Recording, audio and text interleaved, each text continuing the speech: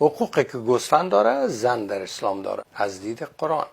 اما از دید رسول مقبول چی بوده؟ رسول گرامی اسلام حضرت محمد مصطفی صلی الله علیه و سلم در روایتی می‌فرمایند النساء حبائل الشیطان. مولوی صاحب میره به فارسی بگوین زنان ریسمان شیطانه. از یک دینی که تو را ریسمان شیطان فکر میکنه، توقع داری که برای تو حق و حقوق بده.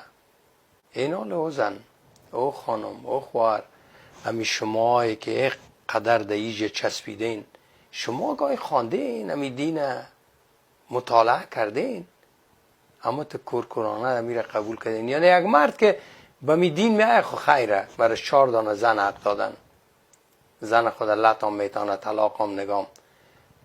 تو که میایی منعیس یک زن، من نمیفهم که تو چرا زنان ریسمان شیطانه.